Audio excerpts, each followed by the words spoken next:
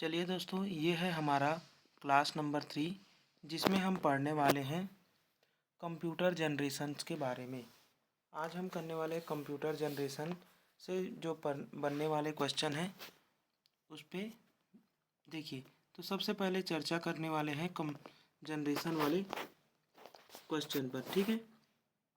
आज का जो पहला प्रश्न है वो बोल रहा है कि घरों में उपयोग किए जाने वाला आधुनिक कंप्यूटर होते हैं, यानी कि जो घर में उपयोग की जाती है वो कंप्यूटर कैसे होते हैं, एनालॉग होते हैं, क्वांटम होते हैं या फिर सुपर कंप्यूटर होते हैं या डिजिटल होते हैं।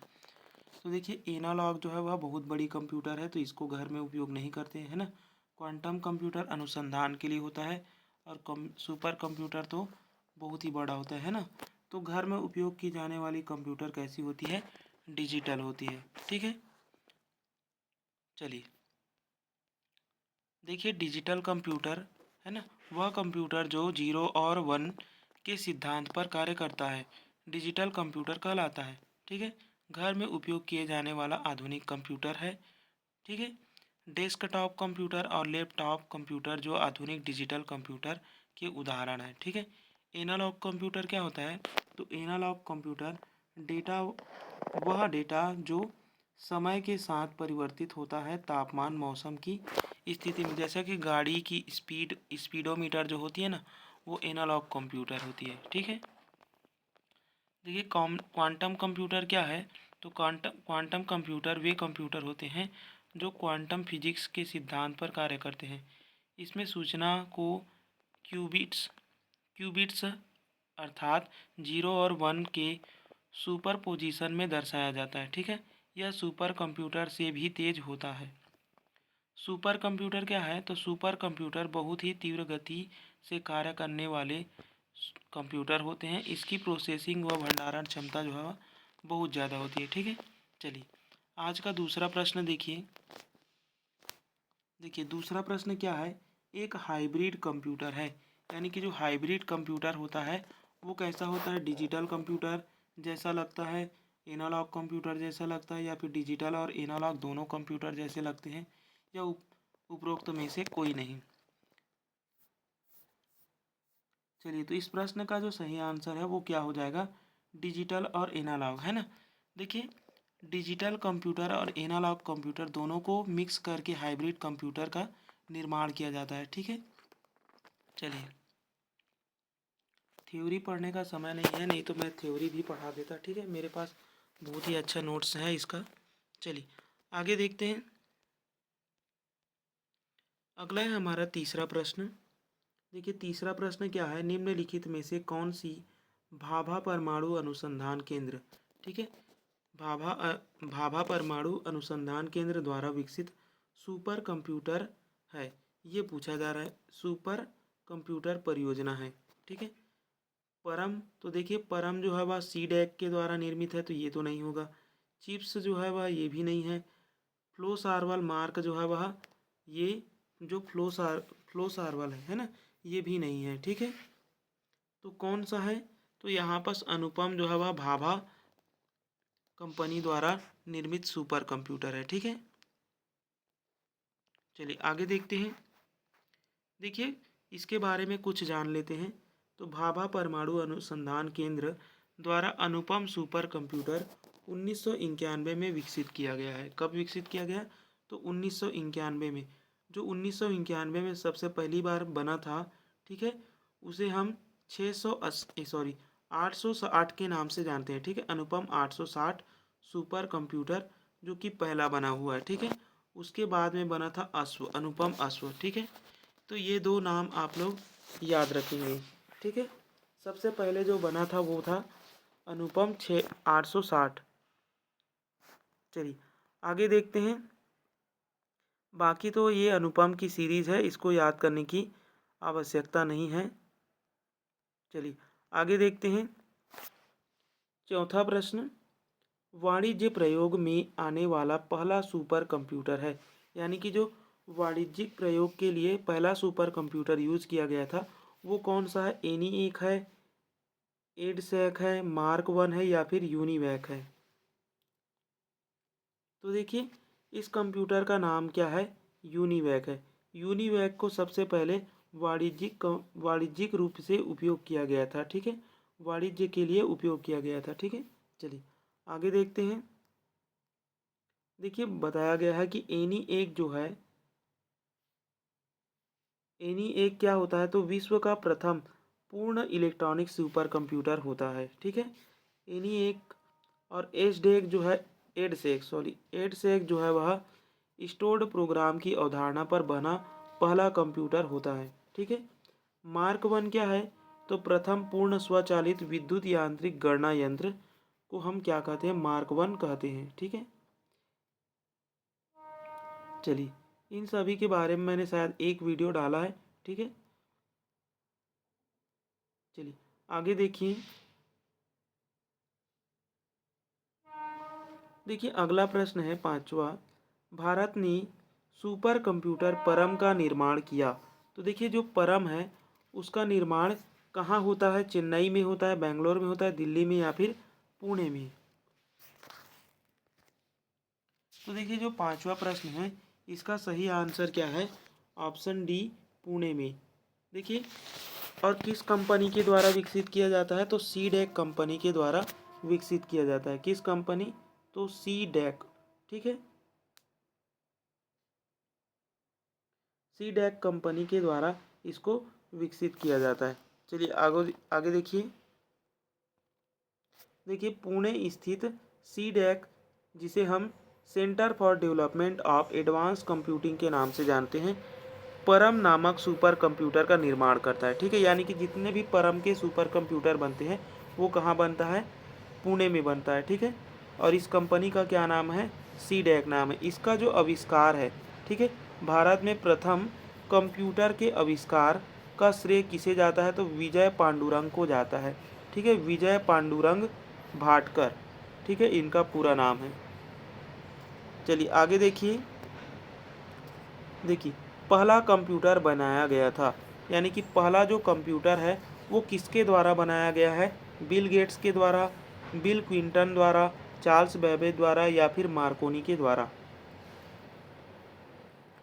तो देखिए 6वें प्रश्न का सही आंसर क्या है, चार्ल्स बेबेज है ना। चार्ल्स बेबेज को ही हम क्या कहते हैं, फादर ऑफ कंप्यूटर कहते हैं। ठीक है, इन्होंने सबसे पहले कंप्यूटर बनाया है। कब बनाया था, 1937 में, है ना। चलिए आगे देखिए। अगला है हमारा 7वां प्रश्न, ट्रांजिस्टर युक्त कंप्यूटर परिपथ प्रारंभ किया गया।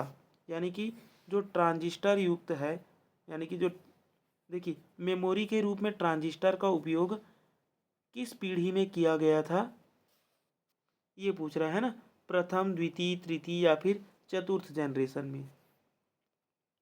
तो देखिए यहाँ पर सही आंसर क्या हो जाएगा, जो ट्रांजिस्टर युक्त परिपथ है इसका उपयोग द्वितीय जनरेशन में किया गया था। प्रथम जनरेशन में किसका उपयोग किया गया था, वैक्यूम ट्यूब का। दूसरे में ट्रांजिस्टर, तीसरे में आईसी चिप, है ना। चौथे में इंटीग्रेटेड सर्किट चिप का है। ठीक है, चलिए आगे देखते हैं। देखिए यहाँ पर दिया हुआ है, इसको थोड़ा सा समझते हैं। देखिए प्रथम पीढ़ी में, जो कि 1940 से लेकर के 55, ठीक है, इसका डेट याद रखने की ज़रूरत नहीं है, है ना। कहीं कहीं पर अलग अलग लिया रहता है।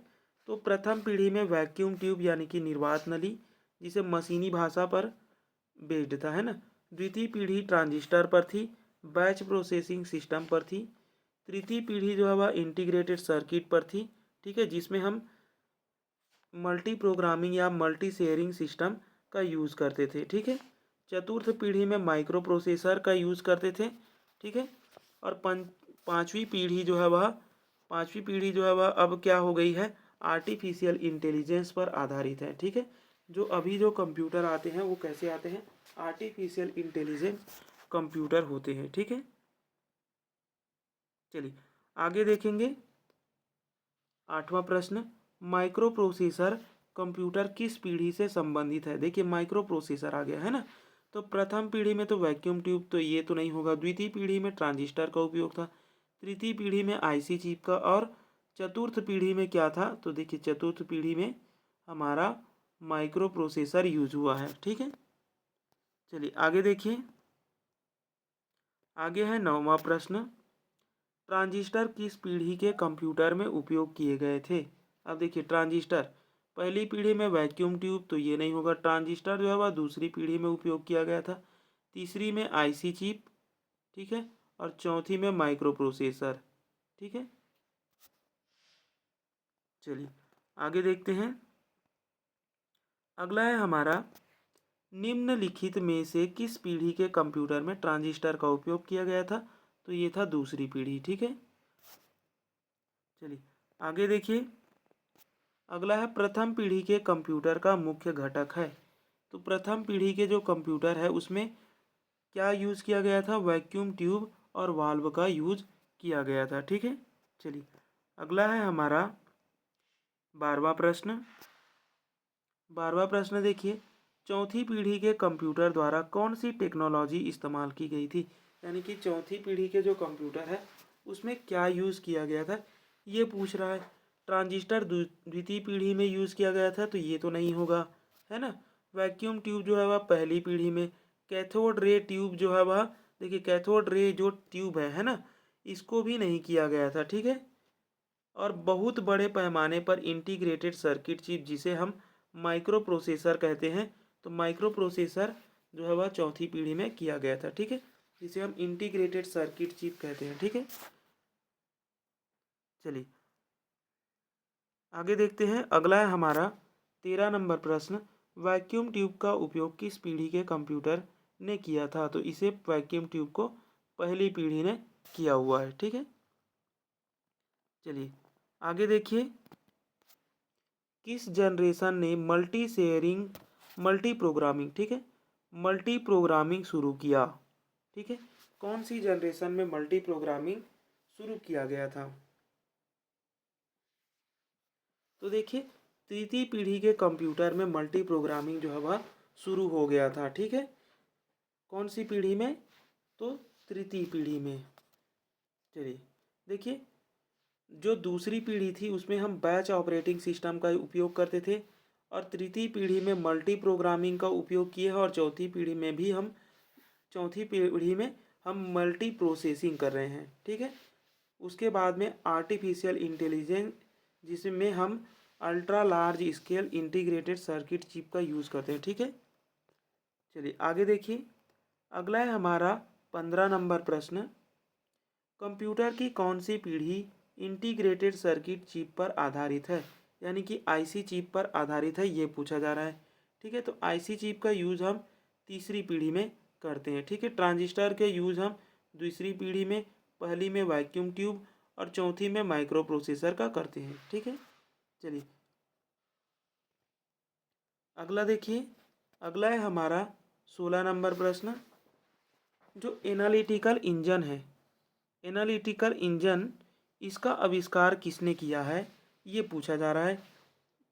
ब्लेज पास्कल ने, जॉर्ज बुले ने, चार्ल्स बेबेज ने, या फिर हरमन होलीरिथ ने?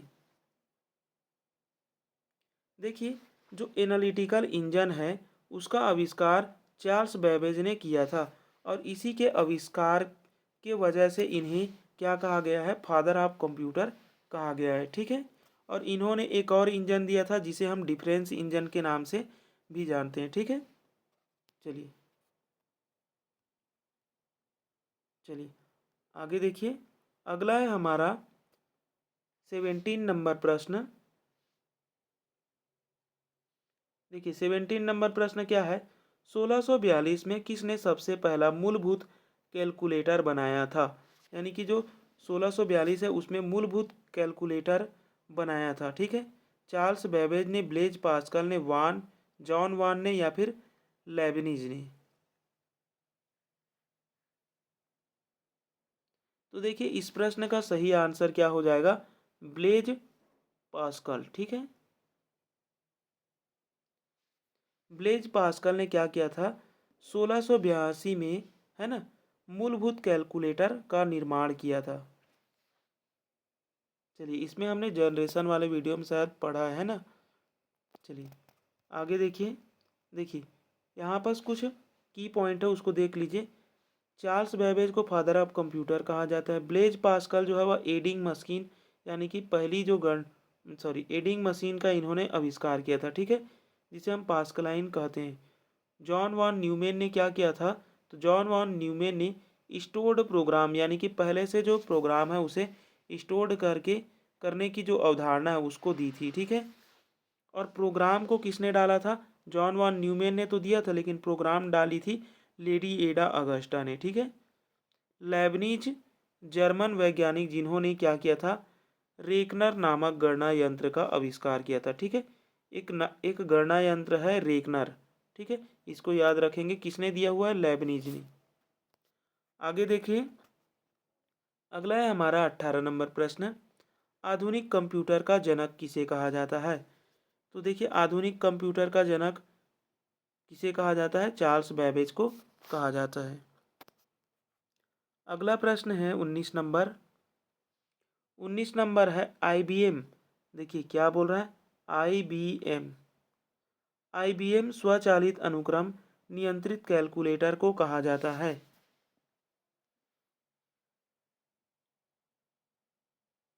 तो देखिए, जो आईबीएम है, आईबीएम एक कंपनी का नाम है जिसे हम इंटरनेशनल बिजनेस मशीन है ना कहते हैं। इन्होंने क्या किया था, इन्होंने मार्क वन का आविष्कार किया था। किसका आविष्कार किया था, मार्क वन का, ठीक है।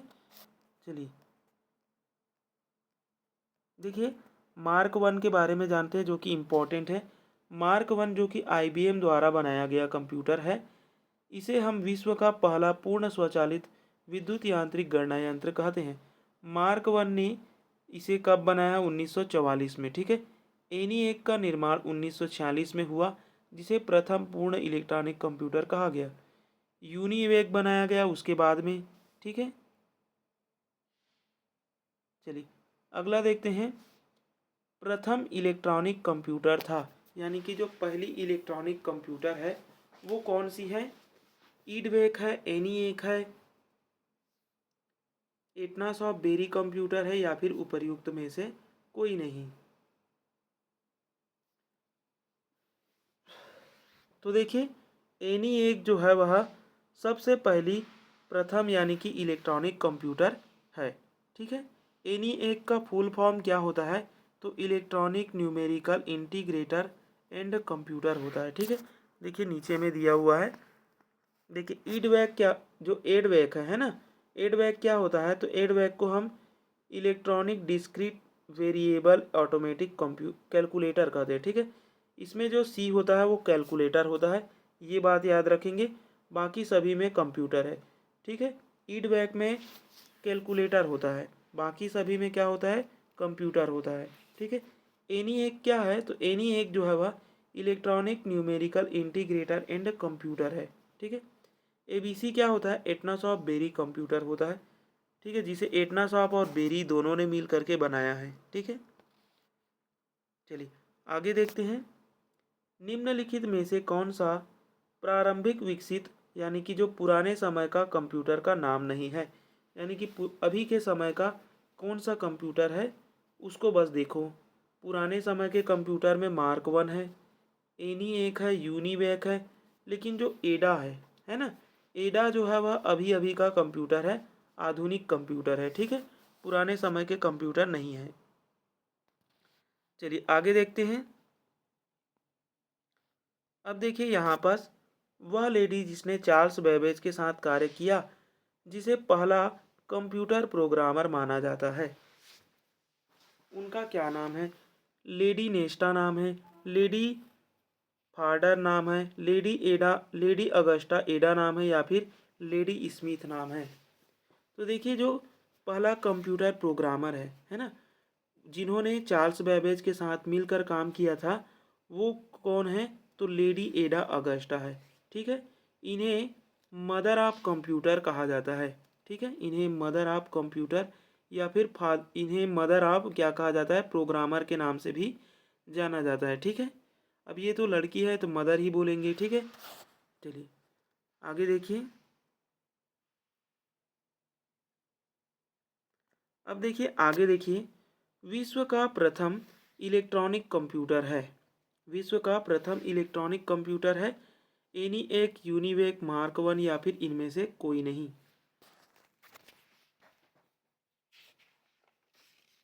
चलिए, इस प्रश्न का सही आंसर क्या है? ENIAC है ना। ENIAC जो है वह प्रथम इलेक्ट्रॉनिक कंप्यूटर है। मार्क वन क्या है? प्रथम पूर्ण इलेक्ट्रॉनिक कंप्यूटर है। ठीक है, देखिए प्रथम इलेक्ट्रॉनिक कंप्यूटर यानी कि कुछ गलतियां थी ENIAC में, फिर बनाया गया यूनिवेक, फिर बना था मार्क वन जो कि पूर्ण इलेक्ट्रॉनिक कंप्यूटर है। ठीक है, चलिए अगला प्रश्न देखिए। अगला प्रश्न है 24 नंबर। निम्न में से कौन सा परम सुपर कंप्यूटर श्रेणी का सदस्य नहीं है? देखिए परम सुपर कंप्यूटर का सदस्य नहीं है पूछा है। परम क्रांति, परम पद्म, परम युवा और परम 8000। तो देखिए इस प्रश्न का सही आंसर क्या है? जो नहीं है वो है हमारा परम क्रांति, है ना। परम पद्म, परम युवा और परम 8000 है। परम 8000 जो है वह सबसे पहले बनाया गया कंप्यूटर है। ठीक है, परम जो 8000 है सबसे पहला हमारा सुपर कंप्यूटर है। ठीक है, उसके बाद में और आते हैं परम पद्म आता है, फिर परम युवा आता है ना। चलिए देखते हैं। देखिए कुछ सीरीज है उसको देख लो। जो परम 8000 है ना, 1991 में बना सबसे पहला सुपर कंप्यूटर है। ठीक है,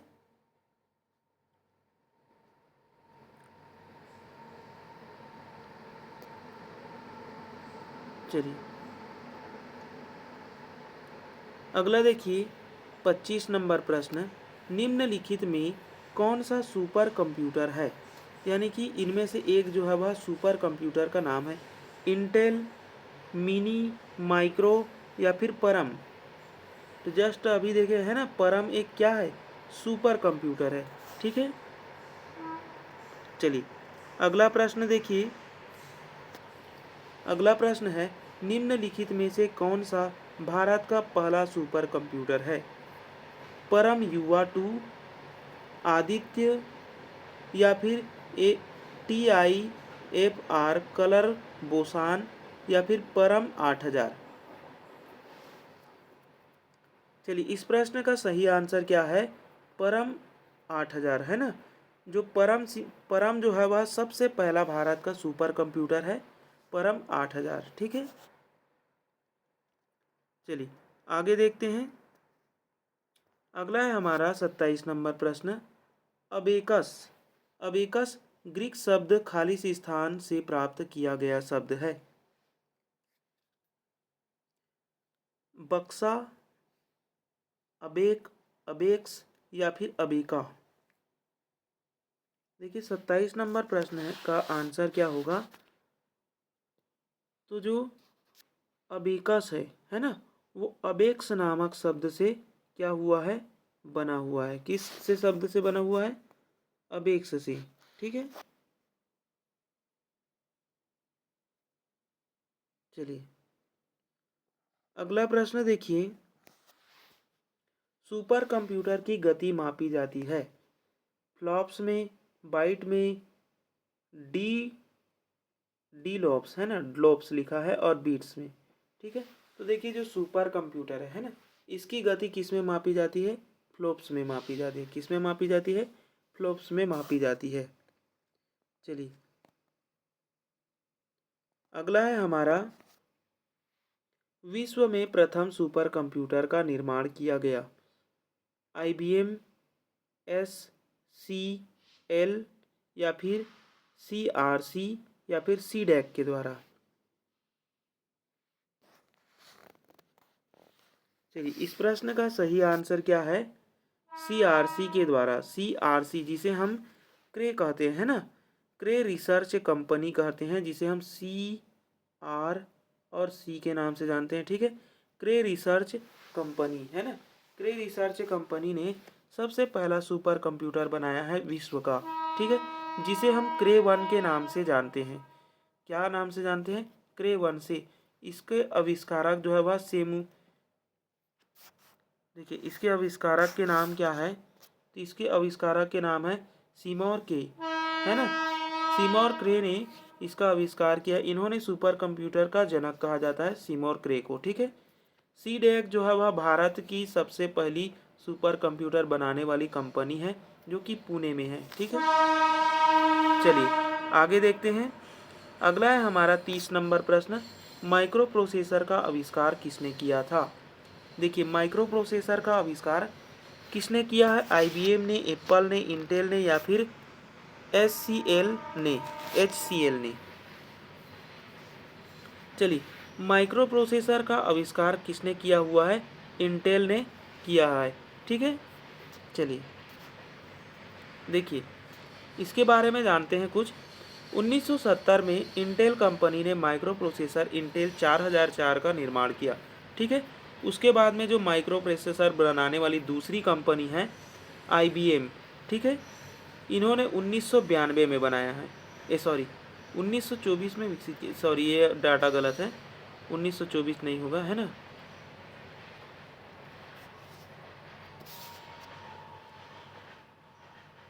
चलिए आगे देखिए अगला प्रश्न है 31 नंबर, निम्नलिखित में से कौन सा एक कंप्यूटर का प्रकार नहीं है। देखिए कंप्यूटर का एक प्रकार नहीं है, ये हमें बताना है। Mini computer, super computer, copper frame computer या फिर मेन फ्रेम कंप्यूटर। देखिए कंप्यूटर के वर्गीकरण में हमने इसे पढ़ा है ना, मिनी कंप्यूटर होता है, सुपर कंप्यूटर होता है, मेन फ्रेम कंप्यूटर होता है, लेकिन ये वाला कंप्यूटर नहीं होता है। इसकी जगह में क्या होना था, माइक्रो कंप्यूटर, है ना। हमने क्या क्या कंप्यूटर पढ़ा था, micro computer, mini computer, main frame computer, उसके बाद में आता है सुपर कंप्यूटर। ठीक है, चलिए आगे देखते हैं। चलिए देखिए अगला प्रश्न है 32 नंबर। देखिए 32 नंबर प्रश्न देखिए, सबसे कम जानने में आया कंप्यूटर। देखिए सबसे कम जानने वाला कंप्यूटर क्या है, सुपर कंप्यूटर है, एनालॉग है, डिजिटल है या फिर माइक्रो कंप्यूटर है, जो सबसे कम जानता है। ठीक है, यानी कि इसमें त्रुटियां हैं। ठीक है, ऐसा कह सकते हैं। ठीक है, तो देखिए इस कंप्यूटर को हम कहते हैं एनालॉग कंप्यूटर। ठीक है, एनालॉग कंप्यूटर जो है वह सबसे पहले, फिर आता है डिजिटल, फिर माइक्रो, फिर आता है हमारा सुपर कंप्यूटर। ठीक है, चलिए अगला है हमारा 33 नंबर प्रश्न। देखिए 33 नंबर प्रश्न, इनमें इनमें से कोई एक तेज और महंगा कंप्यूटर है। तेज और महंगा कंप्यूटर है, personal computer, super computer, laptop या फिर नोटबुक। देखिए 33 नंबर प्रश्न का सही आंसर क्या हो जाएगा, सुपर कंप्यूटर, है ना। पर्सनल कंप्यूटर तो कम, सुपर कंप्यूटर को कोई खरीद सकता है क्या, नहीं खरीद सकता, है ना। तो ये सभी को तो हम खरीद सकते हैं, लेकिन सुपर कंप्यूटर को नहीं खरीद सकते, है ना। और सुपर कंप्यूटर जो है वह सबसे तेज कंप्यूटर होता है। ठीक है, चलिए आगे देखते हैं। अगला है हमारा 34 नंबर प्रश्न, खाली इस स्थान में आईबीएम ने घर और कार्यालय उपयोग के लिए व्यक्तिगत कंप्यूटर पेश किया।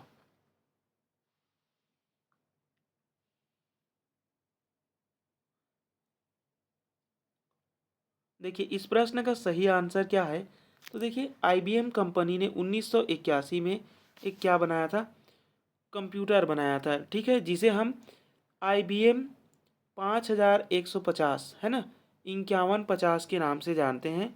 ठीक है, देखिए IBM कंपनी द्वारा अगस्त 1981 में विश्व का प्रथम पर्सनल कंप्यूटर, जिसे हम IBM 5150 के नाम से लॉन्च किया था। ठीक है, चलिए आगे देखते हैं।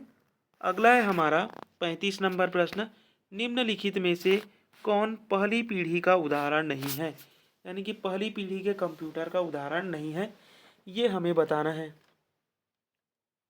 तो देखिए उस टाइम में यूनिवेक थी, आईबीएम थी, है ना, और सॉरी, यूनिवेक थी, एनी एनीएक थी और आईबीएम थी, है ना। ईडवैक जो है वह, सॉरी, आईबीएम आईबीएम 360 जो है वह अभी अभी बनाया गया है ना, IBM 360 को अभी अभी बनाया गया है, तो ईडवैक भी शामिल था। ठीक है, ये पहली पीढ़ी के कंप्यूटर है, यूनिवैक, एनीएक, ईडवैक, IBM, है ना, IBM का मार्क 1। ठीक है, IBM 360 जो कंप्यूटर बना है वो अभी अभी बना है। ठीक है, चलिए अगला प्रश्न देखिए। अगला है हमारा, निम्नलिखित में से कौन एक सुपर कंप्यूटर नहीं है? रमन, देखिए नाम भी अजीब अजीब है ना। 10 क्या लिखा है? चलिए देखिए, रमन है, टेन्हे बोल सकते हैं ना, टेन्हे 2A, सेरा और फ्रोंटेरा, है ना। इनमें से कौन जो है वह एक सुपर कंप्यूटर नहीं है, ये हमें बताना है, ठीक है। अब देखिए 36 नंबर प्रश्न में रमन जो है वह एक सुपर कंप्यूटर नहीं है, ठीक है। टेन्हे 2A, सेरा और फ्रोंटेरा जो है वह सुपर कंप्यूटर के नाम है, ठीक है।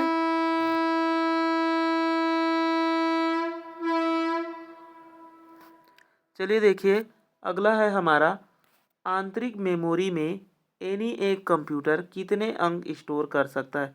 जो एनी एक कंप्यूटर होता है ना, वो आंतरिक मेमोरी में कितने अंक को स्टोर करके रख सकता है, ये हमें बताना है।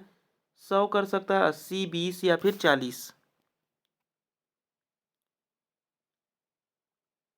तो देखिए, आंतरिक मेमोरी में जो एनी एक कंप्यूटर होता है वो 20 अंक तक क्या कर सकती है, स्टोर करके रख सकती है ना। चलिए, अगला प्रश्न है हमारा, निम्न में से कौन सा सबसे छोटा कंप्यूटर है? नोटबुक, लैपटॉप, डेस्कटॉप या फिर वर्क स्टेशन? चलिए, 38 नंबर प्रश्न का सही आंसर क्या है? नोटबुक, है ना। नोटबुक जो है वह सबसे छोटा कंप्यूटर होता है, ठीक है। चलिए, अगले प्रश्न पे चलते हैं। देखिए, अगला है हमारा 39 नंबर प्रश्न, गीगा टेप्स निम्न में से संबंधित है? Micro computer, mini computer, main frame computer या फिर सुपर कंप्यूटर?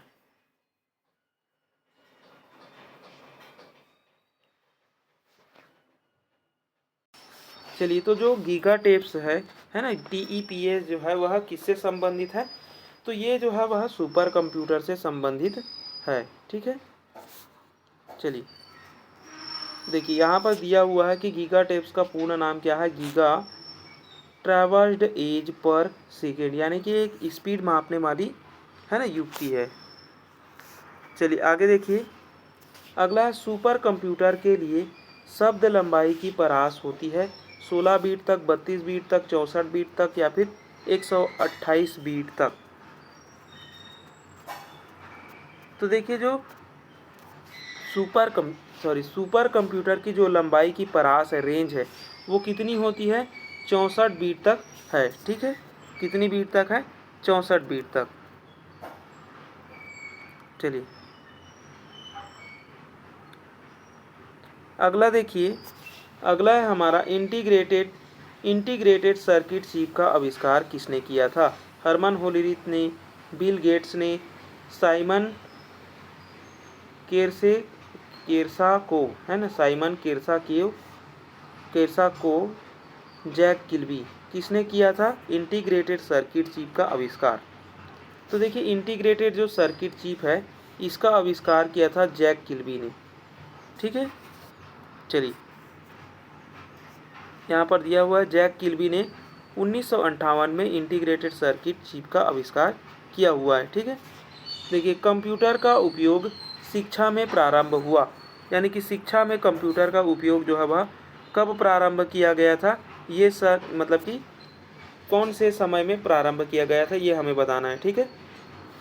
तो देखिए, 1970 के दशक में शिक्षा में कंप्यूटर का उपयोग करना शुरू कर दिया गया था, ठीक है। चलिए आगे देखिए, अगला है हमारा 43 नंबर प्रश्न, प्रत्यूष नाम किसे दिया गया है? मिसाइल को, पनडुब्बी को, उपग्रह को या फिर सुपर कंप्यूटर को? तो देखिए, प्रत्यूष नाम की एक क्या होती है? सुपर कंप्यूटर होती है, ठीक है। मिसाइल, उपग्रह या पनडुब्बी कुछ नहीं होती है। अगला देखिए, 44 नंबर प्रश्न, भारत का प्रथम सुपर कंप्यूटर के रूप में जाना जाता है? परम युवा, सागा या फिर परम 8000 या इनमें से कोई नहीं? तो देखिए, भारत की जो प्रथम सुपर कंप्यूटर है वो कौन सी है? परम 8000 है। चलिए अगला प्रश्न देखिए, 45 नंबर प्रश्न। प्रथम जनरेशन कंप्यूटर में कौन सा हार्डवेयर उपयोग किया जाता था? यानी कि जो फर्स्ट जनरेशन की कंप्यूटर है उसमें वैक्यूम ट्यूब का क्या किया गया था? उपयोग किया गया था। ठीक है, अगला प्रश्न देखिए। अगला प्रश्न है हमारा, प्रथम पीढ़ी का कंप्यूटर खालिश स्थान तकनीक का उपयोग संसाधन के लिए करता था। IC, micro processor, transistor, vacuum tube. तो देखिए प्रथम पीढ़ी में हम किसका उपयोग करते थे? वैक्यूम ट्यूब का उपयोग करते थे। चलिए देखिए आगे अगला प्रश्न। अगला है हमारा 47 नंबर प्रश्न। कंप्यूटर के पिता खालिश स्थान को कहते हैं। तो देखिए कंप्यूटर के पिता किसे कहा जाता है? तो वो है हमारे चार्ल्स बैबेज। ठीक है, फादर ऑफ कंप्यूटर कहे जाते हैं। अब देखिए इतिहास एवं पीढ़ी से संबंधित कुछ और प्रश्न देखते हैं। ये अभ्यास वाले प्रश्न हैं। विश्व का पहला गणना यंत्र किसे माना गया है? तो देखिए विश्व का पहला गणना यंत्र किसे माना गया? अबिकस, एडवेक, एनियाक या फिर एडसेक को। तो इतिहास का जो पहला गणना यंत्र है वो हम किसे मानते हैं? अबिकस को मानते हैं। अबिकस जो है वह चीन के एक बेबीलोन में आविष्कार हुआ है ना इसका। ठीक है, चलिए आगे देखते हैं। देखिए अगला वही प्रश्न आ गया है, अबेकस उपकरण किस देश की देन है? तो जो अबेकस उपकरण है वो किसकी देन है? चीन की देन है। ठीक है, चीन के बेबुलेन में इसका आविष्कार हुआ या फिर उपयोग हुआ था। अगला देखेंगे तीसरा प्रश्न, अंकों को एक सारणी के मैट्रिक्स बनाकर प्रदर्शित करता है जिसका प्रयोग गुणनफल ज्ञात करने में होता है। यानी कि देखिए अंकों को क्या करता है? एक सारणी में व्यवस्थित कर देता है। ठीक है, और क्या करता है? मैट्रिक्स बना करके प्रदर्शित करता है और इसे हम गुणनफल ज्ञात करने में उपयोग करते हैं। इसे हम क्या कहते हैं? स्लाइड रूल कहते हैं, इसे हम नेपियर बोन कहते हैं, मार्क वन या फिर टेबुलेटिंग कहते हैं। तो देखिए ये क्या होता है? नेपियर बोन्स होता है ना? क्या होता है? नेपियर बोन्स होता है। ठीक है, चलिए आगे देखिए। जॉन नेपियर ने जॉन नेपियर ने स्कॉटलैंड के वैज्ञानिक हैं। सॉरी, जॉन नेपियर जो कि स्कॉटलैंड के वैज्ञानिक हैं, इन्होंने नेपियर बोन गणना यंत्र को किस सन में बनाया था? 1917 में, 1816 में, 1617 में या फिर 1861 में? तो देखिए इसको इन्होंने 1617 में आविष्कार किया था। ठीक है, नेपियर बोन का आविष्कार कब हुआ है? 1617 में हुआ है। ठीक है, अगला देखिए। अगला देखिए पास्कलाइन गणना यंत्र के आविष्कारक किसे माना जाता है? Charles Babbage, Herman Hollerith, Alan Turing या फिर ब्लेज पास्कल को? तो देखिए नाम में ही पता है ना, कि ये ब्लेज पास्कल के द्वारा आविष्कार किया गया है। ठीक है, चलिए आगे देखते हैं। अगला है हमारा छठवां और सातवां प्रश्न। देखिए छठवां प्रश्न क्या बोल रहा है? डिफरेंस इंजन के आविष्कारक हैं। देखिए डिफरेंस इंजन के आविष्कारक कौन है? Charles Babbage, Blaise Pascal, Herman Hollerith या फिर हार्वर्ड आइकेन? तो देखिए पढ़ा होगा तो आप लोगों को पता होगा कि डिफरेंस इंजन के आविष्कारक कौन है? चार्ल्स बेबेज है, और इन्होंने एनालिटिकल इंजन का भी आविष्कार किया था। ठीक है, इसीलिए इन्हें क्या कहा जाता है? फादर ऑफ कंप्यूटर कहा जाता है। ठीक है, चलिए अगला देखिए। एनालिटिकल इंजन जिसका निर्माण चार्ल्स बेबेज ने किया था वह सन कब में हो, मतलब कि कब किया गया था? एनालिटिकल इंजन का आविष्कार कब हुआ है? तो देखिए एनालिटिकल इंजन का आविष्कार 1837 में चार्ल्स बेबेज ने किया था। ठीक है, चलिए आगे देखते हैं। देखिए अगला है हमारा, टेबुलेटिंग मशीन के आविष्कारक हैं। जो टेबुलेटिंग मशीन होता है उसके आविष्कारक कौन है? Charles Babbage, Herman Hollerith, Harvard Aiken या फिर जॉन मचूली? चलिए टेबुलेटिंग जो मशीन है उसका आविष्कारक किसने किया है? हरमन होरीलिथ ने किया है। ठीक है, आगे देखते हैं। 9वां प्रश्न, सुमेलित नहीं है। डिफरेंस इंजन जो है वह 1822 में आविष्कार हुआ है, तो ये बात सही है। उसके बाद में एनालिटिकल इंजन चार्ल्स बेबेज ने 1837 में बनाया। फिर सेंसेस टेबुलेटर बना था 1990 में, ये भी सही है। मार्क वन जो है वह 1961 में नहीं बना है। ठीक है, मार्क वन जो है वह 1961 में नहीं बना है। चलिए आगे देखते हैं। चलिए अगला है हमारा, विश्व में प्रथम प्रोग्रामर होने का श्रेय किसे जाता है? Lady Ada Augusta, Charles Babbage, Herman Hollerith, Blaise Pascal. देखिए प्रथम प्रोग्रामर होने का जो श्रेय है वो किसे जाता है?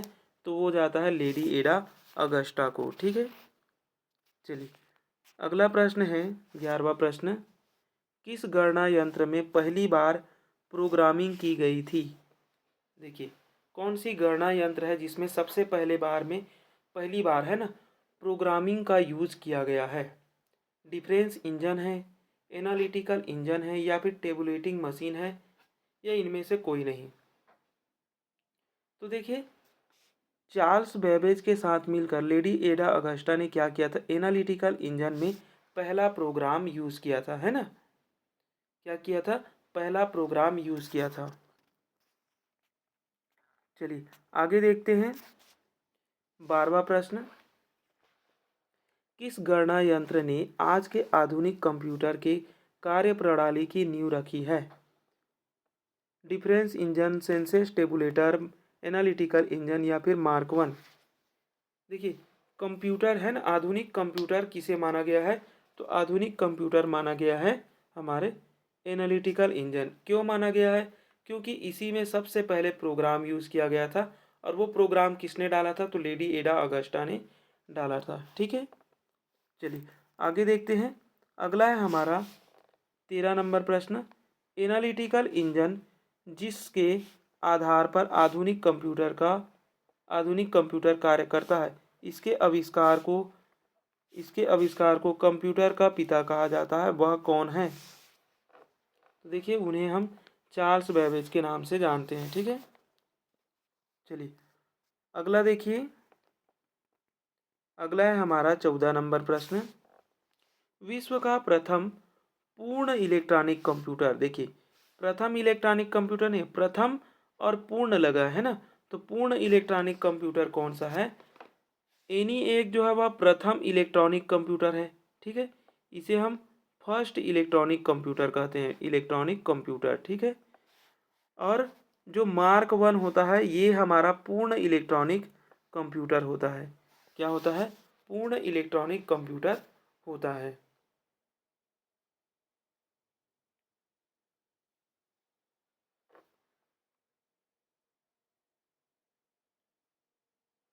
ठीक है, चलिए आगे देखिए। विश्व का प्रथम डिजिटल कंप्यूटर है। देखिए विश्व का प्रथम डिजिटल कंप्यूटर जो है वह कौन सा है? तो एबीसी जो है वह फर्स्ट डिजिटल कंप्यूटर कहलाता है। ठीक है, एटनस ऑफ बेरी कंप्यूटर जो कि पहला डिजिटल कंप्यूटर कहलाता है। ठीक है, चलिए आगे देखिए। प्रोग्राम को स्टोर करने के आधार पर बना कंप्यूटर या संग्रहित प्रोग्राम के आधार पर बना विश्व का प्रथम कंप्यूटर है। यानी कि जो प्रोग्राम के आधार पर बना हुआ सबसे पहला जो कंप्यूटर है वो कौन सा है? तो देखिए सबसे पहला जो बना था वो था ईडवैक। कौन सा बना था? ईडवैक बना है। ठीक है, चलिए आगे देखिए। अगला प्रश्न है, वाणिज्यिक प्रयोग यानी कि वाणिज्य प्रयोग, कॉमर्शियल प्रयोग के लिए है ना आने वाला विश्व का पहला कंप्यूटर है एनी एक, यूनिवैक, ईडवैक, या फिर सॉरी एडसैक और ईडवैक?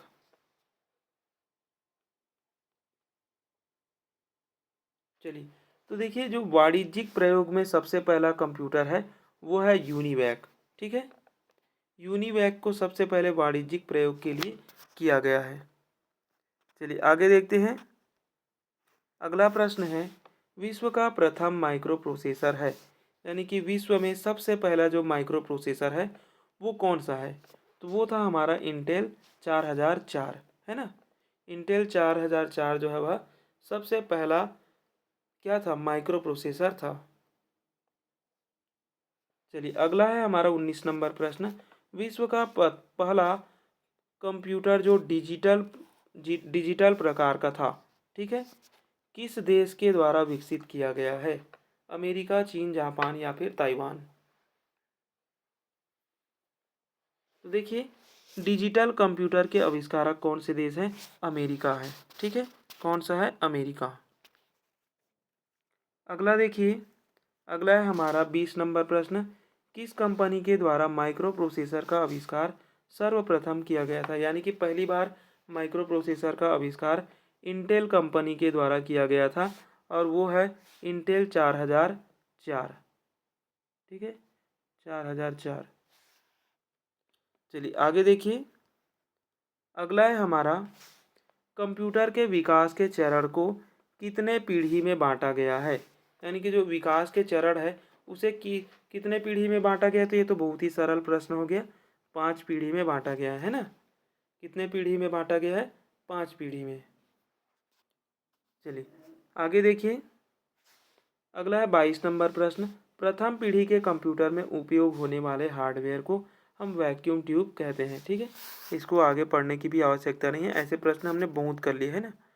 चलिए आगे देखिए, अब देखिए यहाँ पर दिया है सुमेलित है, यानी कि एक जो है वह सुमेलित है, वो ये बोल रहा है प्रथम पीढ़ी 1940 से 1955 के बीच में, ये सही है ना, ये तो सही है। दूसरा है द्वितीय पीढ़ी के कंप्यूटर जो है वह देखिए 1956 से 1965 तक था, ठीक है, ये भी सही है। तृतीय पीढ़ी के कंप्यूटर 65 से 75 चला, फिर 75 से 90 और 90 उसके बाद में आया है, 90 से लेकर के अब तक, ठीक है, 90 से लेकर के अब तक चल रहा है 5वीं पीढ़ी के कंप्यूटर। तो सभी जो है वह सही सुमेलित है, ठीक है।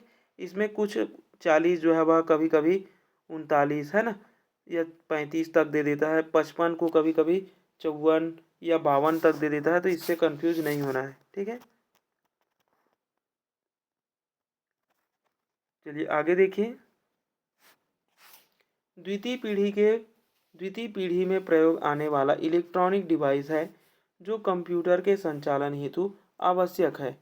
तो देखिए, द्वितीय पीढ़ी के कंप्यूटर में हम ट्रांजिस्टर का उपयोग करते थे, ठीक है। किसका उपयोग करते थे? ट्रांजिस्टर का उपयोग करते थे। आगे देखिए, अगला प्रश्न है, तीसरी पीढ़ी के कंप्यूटर में ट्रांजिस्टर के स्थान पर किस डिवाइस का प्रयोग किया गया था?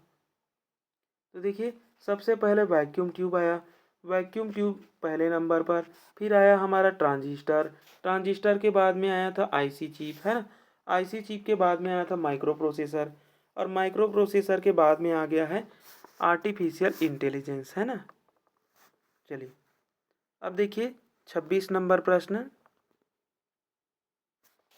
देखिए 26 नंबर प्रश्न, कौन सी पीढ़ी के कंप्यूटर में एसएसआई यानी कि स्मॉल स्केल इंटीग्रेशन का प्रयोग किस पीढ़ी में किया गया है? तो देखिए, स्मॉल स्केल इंटीग्रेशन है ना का जो प्रयोग है वो किस पीढ़ी में किया गया है?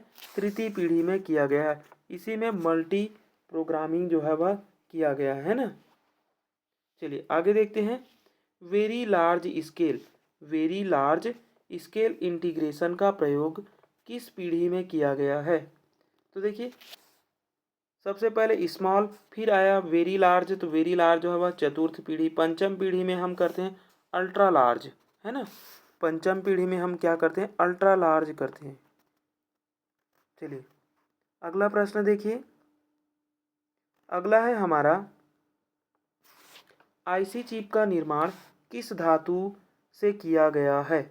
तो देखिए, आईसी चिप का जो निर्माण है सिलिकॉन, सिलिका, सिल्वर या फिर कॉपर, किससे किया गया है? तो देखिए, आईसी चिप का निर्माण सिलिकॉन से किया गया है ना। किससे किया गया है? सिलिकॉन से। अगला है, आईसी चिप के निर्माण का श्रेय किसे जाता है? जे एस किल्बी, रॉबर्ट नोई ए और बी दोनों, या फिर एलन ट्यूरिंग को? तो देखिए आईसी चिप के जो आविष्कारक हैं जे.एस. किल्बी और रॉबर्ट नोई, दोनों को जाता है ना। दोनों ने मिल करके आईसी चिप का क्या किया था, निर्माण किया था। चलिए आगे का प्रश्न देखिए। अगला है हमारा 30 नंबर प्रश्न। भारत में सिलिकॉन वैली कहा जाता है, यानी कि भारत के किस शहर को सिलिकॉन वैली के नाम से जाना जाता है? चेन्नई, मुंबई, बेंगलुरु, रायपुर, किसे कहा जाता है? तो देखिए यहाँ पर बेंगलुरु को क्या कहा जाता है, सिलिकॉन वैली के नाम से जाना जाता है। ठीक है। अगला है हमारा 31 नंबर प्रश्न। प्रथम पीढ़ी के कंप्यूटर में प्रयोग की जाने वाली भाषा है। देखिए प्रथम पीढ़ी के कंप्यूटर में कैसी भाषा का यूज किया गया था? निम्न स्तरीय भाषा, मशीनी भाषा, बाइनरी भाषा, या फिर उपर्युक्त सभी? तो देखिए प्रथम पीढ़ी के कंप्यूटर में मशीनी भाषा, और मशीनी भाषा कैसी थी? निम्न स्तर की थी, है ना। और मशीन में जब भाषा डालते हैं तो वो कैसी होती है? बाइनरी भाषा होती है। ठीक है। तो ये सभी क्या हो जाएंगे, इसके आंसर हो जाएंगे। ठीक है। तो लो लेवल लैंग्वेज जो है वह प्रथम पीढ़ी में यूज हुआ है। चलिए आगे देखते हैं। अगला है हमारा 32 नंबर प्रश्न। द्वितीय पीढ़ी के कंप्यूटर में प्रयुक्त होने वाली भाषा है। अब देखिए पहली पीढ़ी में हमने क्या किया था, लो लेवल लैंग्वेज, है ना, निम्न स्तरीय भाषा। और द्वितीय पीढ़ी में हम क्या किसका यूज़ करते हैं? तो द्वितीय पीढ़ी में हम करते हैं असेंबली भाषा का यूज़ करते हैं। किस भाषा का यूज़ करते हैं? असेंबली भाषा का यूज़ करते हैं। उसके बाद में उच्च स्तरीय भाषा आता है ना। चलिए आगे देखिए। अगला है हमारा 33 नंबर प्रश्न। असेंबली भाषा में प्रयोग किए गए कोड को कहा जाता है binary code, ऑस्की code, grey code, या फिर निमोनिक्स कोड? तो देखिए असेंबली भाषा में प्रयोग किए गए जो कोड है ना, उसे क्या कहा जाता है? न्यूमेरिक्स कोड कहा जाता है, यानी कि निमोनिक्स के द्वारा यहाँ पर होता है। ठीक है। आगे देखते हैं। अगला प्रश्न है 34 नंबर। देखिए 34 नंबर प्रश्न। किस भाषा का विकास दूसरी पीढ़ी में हुआ है? यानी कि दूसरी पीढ़ी के कंप्यूटर में किस भाषा का हम उपयोग करते हैं? तो वो है हमारा असेंबली लैंग्वेज। ठीक है। असेंबली लैंग्वेज का यूज हम कहाँ करते हैं? दूसरी पीढ़ी में करते हैं। ठीक है। चलिए आगे देखते हैं। चलिए देखिए अगला प्रश्न है, देखिए 35 नंबर प्रश्न। असेंबली भाषा को किस प्रकार की भाषा की कैटेगरी में रखा गया है? असेंबली भाषा को, है ना, निम्न स्तरीय भाषा है, उच्च स्तरीय भाषा है, मध्य स्तरीय भाषा है, या फिर मशीनी भाषा है? देखिए 35 नंबर प्रश्न का सही आंसर क्या है? जो असेंबली भाषा है ना, वो भी कैसी भाषा होती है? एक निम्न स्तरीय भाषा होती है। कैसी भाषा होती है? निम्न स्तरीय भाषा के अंतर्गत आती है। ठीक है। तो असेंबली भाषा का यूज जो है वह द्वितीय पीढ़ी में और प्रथम पीढ़ी में दोनों में किया गया है। ठीक है। आगे देखिए। तीसरी पीढ़ी के कंप्यूटर में प्रयोग की जाने वाली भाषा है। अब जो तीसरी पीढ़ी के कंप्यूटर है उसमें हम किस भाषा का यूज़ करेंगे? निम्न स्तरीय भाषा का तो हम प्रथम पीढ़ी और द्वितीय पीढ़ी में कर लिए। उच्च स्तरीय भाषा का यूज़ जो हम करेंगे अब वो होगा तीसरी पीढ़ी। ठीक है। तो निम्न स्तरीय और असेंबली भाषा जो है वह प्रथम पीढ़ी और द्वितीय पीढ़ी में है। ठीक है। और उच्च स्तरीय भाषा का प्रयोग हम तृतीय पीढ़ी में करते हैं। चलिए आगे देखिए। अगला प्रश्न है 37 नंबर। देखिए 37 नंबर प्रश्न क्या है? उच्च स्तरीय भाषा पास्कल और बेसिक का विकास किस पीढ़ी में हुआ?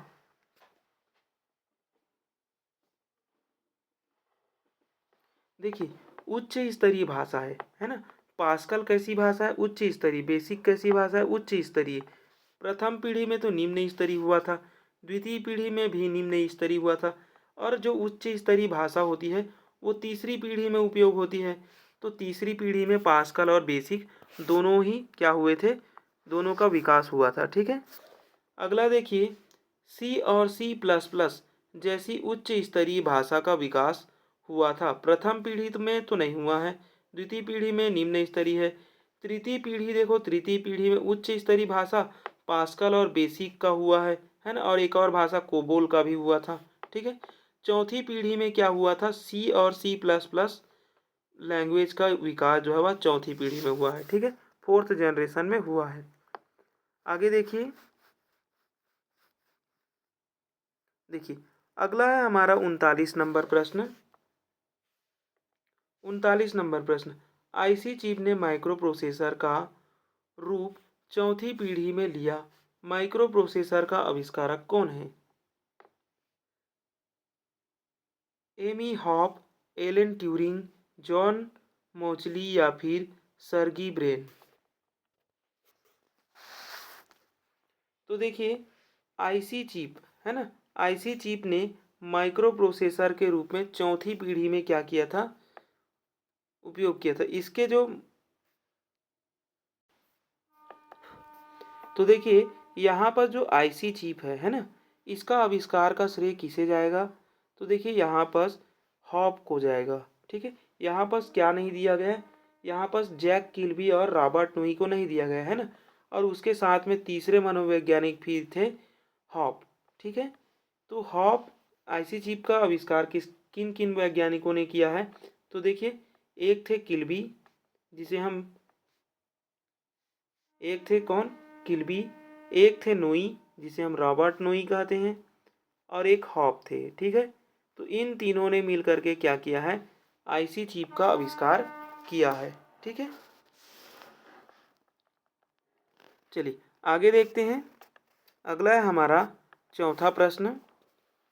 देखिए चौथा प्रश्न है, प्रथम पीढ़ी के कंप्यूटर में भंडार के लिए प्रयुक्त उपकरण है।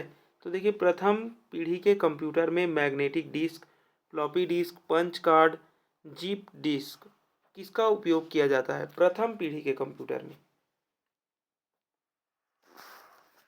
तो देखिए, प्रथम पीढ़ी के जो कंप्यूटर होते हैं उसमें मेमोरी के रूप में पंच कार्ड का उपयोग किया गया था। किसका उपयोग किया गया था? पंच कार्ड का उपयोग किया गया था। ठीक है, चलिए आगे देखते हैं। पंच कार्ड एक इनपुट स्टोरेज डिवाइस है जिसका निर्माण किया गया था। यानी कि पंच कार्ड का आविष्कार किसने किया था? चार्ल्स बेबेज, हरमन होलरीथ, एमी हॉब या फिर हार्वर्ड आइकेन ने किया था। तो देखिए, जो पंच कार्ड है इसका आविष्कार किसने किया हुआ है? हरमन होलरीथ ने किया हुआ है। ठीक है, हरमन होलरीथ को क्या कहा जाता है? पंच कार्ड के आविष्कारक कहा जाता है। ठीक है, अगला प्रश्न देखेंगे 42 नंबर। देखिए 42 नंबर प्रश्न क्या है, द्वितीय पीढ़ी के कंप्यूटर में स्टोरेज डिवाइस के रूप में प्रयोग किया जाता है। तो देखिए, द्वितीय पीढ़ी में जो मेमोरी यूज़ की जाती है ना, स्टोरेज जो डिवाइस यूज़ की जाती है वो क्या होती है? पंच कार्ड तो पहली पीढ़ी, तो ये तो नहीं होगा। रैम रोम जो है वह अभी की पीढ़ी यानी कि वर्तमान की पीढ़ी में उपयोग किया जा रहा है ना, तो ये भी नहीं होगा। तो तीनों ऑप्शन तो ऐसे ही कट गए। तो बचा क्या? मैग्नेटिक टेप और डिस्क, है ना। तो मैग्नेटिक टेप और मैग्नेटिक डिस्क का उपयोग जो है वह द्वितीय पीढ़ी के कंप्यूटर में किया गया था। ठीक है, चलिए अगले प्रश्न पे चलते हैं। अगला है हमारा 43 नंबर प्रश्न। सेमीकंडक्टर में मेमोरी का विकास किस पीढ़ी के कंप्यूटर में हुआ? Semiconductor memory. ठीक है, अब देखिए सेमीकंडक्टर मेमोरी आ गया। तो सेमीकंडक्टर मेमोरी जो है वह तीसरी पीढ़ी में हुआ था। ठीक है, पहली पीढ़ी में क्या हुआ था? तो पहली पीढ़ी में मेमोरी के रूप में हमने पंच कार्ड, दूसरी में जो डिस्क है या मैग्नेटिक टेप है ना, उसका हमने यूज़ किया था। तीसरी पीढ़ी में हम क्या कर रहे हैं? सेमीकंडक्टर का यूज़ कर रहे हैं मेमोरी के रूप में। ठीक है, चलिए आगे देखते हैं। अगला देखिए, रैम रोम जैसी सेमीकंडक्टर मेमोरी का प्रयोग पर्सनल कंप्यूटर में किस पीढ़ी में उपयोग हुआ था? अब देखिए रैम रोम आ गया है ना, तो रैम रोम का प्रयोग जो है वह प्रथम पीढ़ी में तो नहीं हुआ था। प्रथम पीढ़ी, द्वितीय पीढ़ी और तृतीय पीढ़ी में नहीं हुआ है। तो बचा क्या अब? चतुर्थ पीढ़ी। ठीक है, अब देखिए पहली पीढ़ी में हमने किसका उपयोग किया है मेमोरी के रूप में? तो पंच कार्ड का किया है ना। दूसरी पीढ़ी में हमने मैग्नेटिक टेप या मैग्नेटिक डिस्क का यूज़ किया था, और तृतीय पीढ़ी में हमने किया था सेमीकंडक्टर का, ठीक है। और चौथी पीढ़ी में आ गया है रैम रोम जैसी सेमीकंडक्टर मेमोरी, ठीक है। सेमीकंडक्टर ये भी है, तो सेमीकंडक्टर को देखकर आप तृतीय पीढ़ी में मत जाना, यहाँ पर रैम रोम पहले से दे दिया है ना, तो रैम रोम जो है वह किस में आगे आएगा, चौथी पीढ़ी में आ जाएगा, ठीक है। चलिए आगे देखते हैं। अगला है हमारा, किस पीढ़ी के कंप्यूटर में बैच प्रोसेसिंग ऑपरेटिंग सिस्टम का प्रयोग किया गया था। अब देखिए इसको पहले भी हम पढ़ चुके हैं ना, कि बैच प्रोसेसिंग ऑपरेटिंग सिस्टम जो है वह किस पीढ़ी में उपयोग किया गया था, तो ये था हमारी दूसरी पीढ़ी, है ना। दूसरी पीढ़ी में बैच प्रोसेसिंग ऑपरेटिंग सिस्टम का यूज किया गया है। चलिए आगे देखते हैं 46 नंबर प्रश्न। 46 नंबर प्रश्न देखिए, तीसरी पीढ़ी के कंप्यूटर में प्रयोग होने वाले ऑपरेटिंग सिस्टम है। देखिए तीसरी पीढ़ी के कंप्यूटर में प्रयोग होने वाले ऑपरेटिंग सिस्टम है बैच। देखिए बैच प्रोसेसिंग तो दूसरी पीढ़ी में आ गया, तो ये हो गया, कट गया, है ना। मल्टीटास्किंग, देखिए तीसरी पीढ़ी में हमने किसका यूज़ किया हुआ है, टाइम शेयरिंग और रियल टाइम का यूज़ किया है, ठीक है। किसका यूज़ किया हुआ है, टाइम शेयरिंग और रियल टाइम का यूज़ हमने तीसरी पीढ़ी में किया है, ठीक है।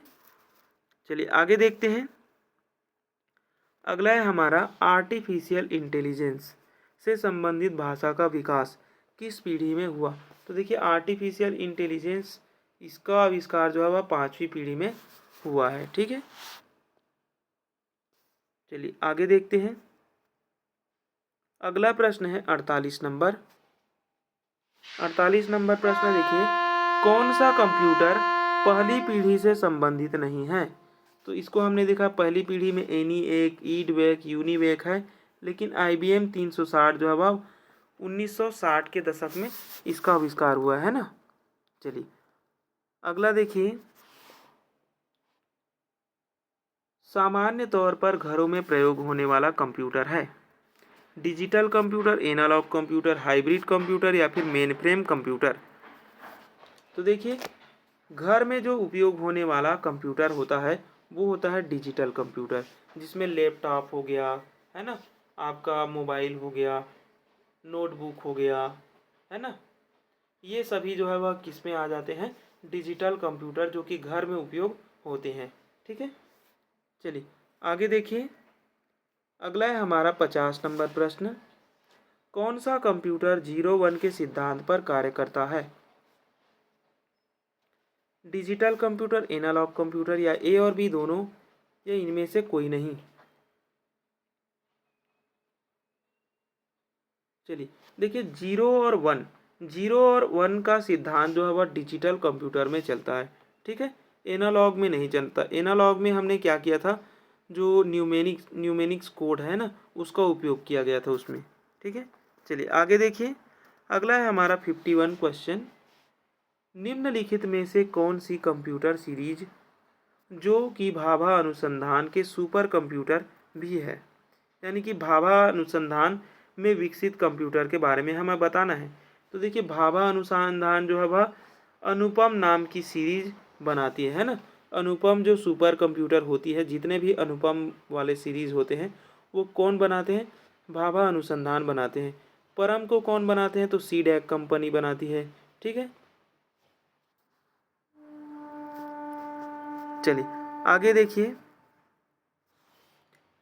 परम सीरीज के सुपर कंप्यूटर का निर्माण किया गया है, भाभा अनुसंधान के द्वारा नहीं किया गया है, सीडैक पुणे के द्वारा किया गया। किसके द्वारा किया गया है, सीडैक पुणे के द्वारा किया गया है, ठीक है। चलिए और भी प्रश्न है क्या, चलिए और भी प्रश्न है, चलिए देख लेते हैं सभी प्रश्नों को, जिससे हमारा जो जनरेशन वाले क्वेश्चन है आज खत्म हो जाएंगे, है ना। अनुपम सुपर कंप्यूटर के वैध वर्णन में कौन सा सही नहीं है। देखिए अनुपम जो सुपर कंप्यूटर होता है, ठीक है, जिसे भाभा अनुसंधान कंपनी बनाती है, इसमें अनुपम 860, अनुपम अश्व, अनुपम अल्फा, अनुपम बीटा, इसमें से कौन सा नहीं है ये बताना है। तो देखिए इसमें जो अनुपम 860 है ये तो है ना। अनुपम अश्व भी है, अनुपम अल्फा भी है, लेकिन अनुपम बीटा अभी नहीं बना है ना। शायद आने वाले भविष्य में बनाएं, लेकिन बीटा अभी नहीं बना है। ठीक है, चलिए आगे देखते हैं अगले प्रश्न को। अगला है हमारा 54 नंबर प्रश्न। अनुपम सुपर कंप्यूटर के नामों में कौन सा सही नहीं है। तो देखिए अनुपम अरुणा है, अनुपम अजय, अनुपम अमेय और अनुपम अज्ञेय।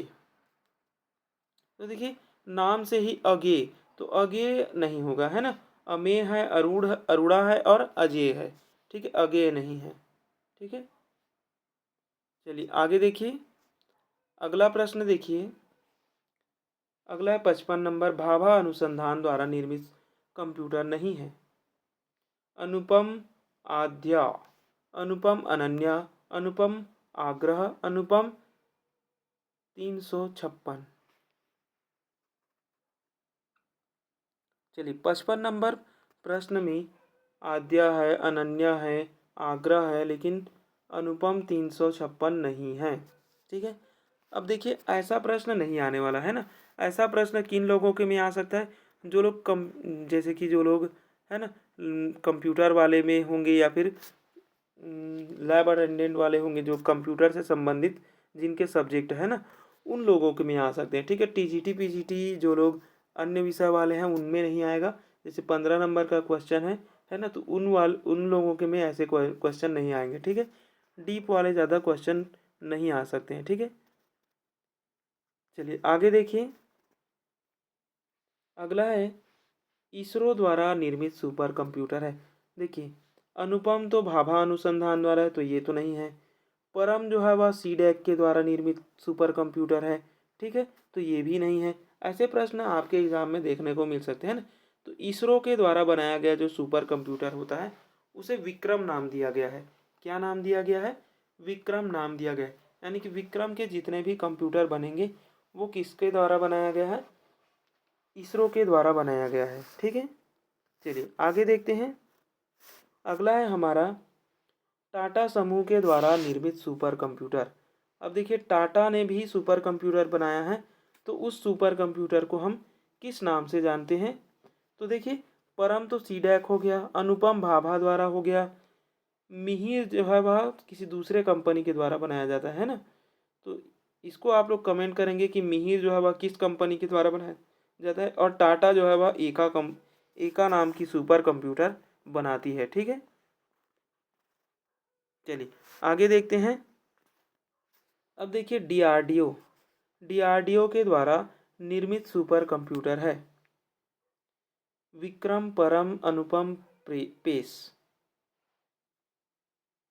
तो देखिए डीआरडीओ जो सुपर कंप्यूटर बनाती है वो है पेस। कौन सी सुपर कंप्यूटर बनाती है, पेस। ठीक है, विक्रम किसके द्वारा बनाया गया है, तो इसरो के द्वारा बनाया गया। किसके द्वारा, इसरो के द्वारा। ठीक है, तो ये मेन नाम है, इसरो हो गया, विक्रम। ठीक है, इसरो के द्वारा। परम जो है वह सीडैक, अनुपम जो है वह भाभा अनुसंधान कंपनी के द्वारा है ना। और पेस जो है वह किसके द्वारा बनाया जा रहा है, डीआरडीओ के द्वारा बनाया जा रहा है। ठीक है, चलिए आगे देखते हैं। देखिए अगला प्रश्न है 59 नंबर। आईआईटीएम पुणे द्वारा विकसित सुपर कंप्यूटर में से कौन सा नहीं है। यानी कि जो आईआईटीएम पुणे है ना, वो भी सुपर कंप्यूटर बनाती है, तो उसमें कौन कौन से शामिल है ये हमें बताना है। तो देखिए प्रत्यूष है, आदित्य है, मिहिर है, लेकिन उसमें अग्नि शामिल नहीं है। अग्नि नाम की कोई सुपर कंप्यूटर नहीं है ना। चलिए आगे देखते हैं। अगला है हमारा 60 नंबर प्रश्न। विश्व का प्रथम सुपर कंप्यूटर क्रे वन किस संस्था द्वारा बनाया गया था। तो देखिए जो क्रे वन है उसे सीडैक के द्वारा नहीं बनाया गया है, ना ही इंटेल के द्वारा और ना ही आसूस के द्वारा बनाया। उसे किसने बनाया है, क्रे रिसर्च सेंटर ने बनाया है। ठीक है, किसने बनाया है, क्रे रिसर्च सेंटर ने बनाया है।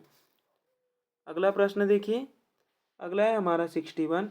भारत द्वारा निर्मित प्रथम सुपर कंप्यूटर है? तो देखिए भारत ने सबसे पहली जो सुपर कंप्यूटर बनाई थी वो बनाई थी परम सीरीज, है ना। परम सीरीज की सबसे पहली सुपर कंप्यूटर थी परम 8000। क्या थी? परम 8000 थी। ठीक है, चलिए अब यहाँ से हो गया हमारा जो जनरेशन वाले क्वेश्चन थे वो ख़त्म हो गए, है ना। अब हम अगली क्लास में इनपुट वाले कम से कम ऐसे ही आज हमने लगभग 120-30 प्रश्न किए हैं ना, ऐसे ही कम से कम 120-30 या 150 प्रश्न इनपुट आउटपुट डिवाइस से लेकर के आऊँगा। ठीक है, तब तक के लिए यूट्यूब चैनल में बने रहिए और लाइक शेयर एंड सब्सक्राइब ज़रूर करें, क्योंकि लाइक करते हैं थोड़ा सा मोटिवेशन मिलता है। तो लाइक तो ज़रूर करें अगर आपको थोड़ा सा भी हेल्पफुल का लग रहा है तो। देखिए ये वाला जब हमारा सीरीज़ ख़त्म हो जाएगा और भी थोड़े कठिन क्वेश्चन आएंगे, है ना। तो इसमें तो ऐसे ही क्वेश्चन आने वाले हैं, जो जनरेशन वाले क्वेश्चन हैं उसमें ऐसे ही क्वेश्चन आने वाले हैं, है ना। या फिर ऐसे क्वेश्चन अगर कूट वाले भी बनाएंगे तो भी आप आसानी से डिफाइन कर सकते हैं। ठीक है, ये आपका बेसिक है। अगर आप बेसिक है ना, अगर बेसिक आपको पता है, जैसे कि आपने बेसिक अगर पढ़ा होगा तो बेसिक जो है वह इसी प्रकार के क्वेश्चन बनेंगे, है ना। और जो कूट वाले प्रश्न बनेंगे वो इसी से रिलेटेड बनाए जाएंगे। जैसे कि मान लो कि जो परम वाले सीरीज से है ना, तो उसमें से कूट में दे देगा, 3 कूट दे देगा, परम के नाम दे देंगे, इनमें से निम्न में से जो है वो है या नहीं है बताने के लिए बोल देगा। तो ऐसे क्वेश्चन बन सकते हैं। ठीक है, चलिए तो यहाँ पर है, चलिए आप लोग बताएंगे कि आप लोग को हेल्पफुल लगा होगा तो कमेंट ज़रूर करें। धन्यवाद।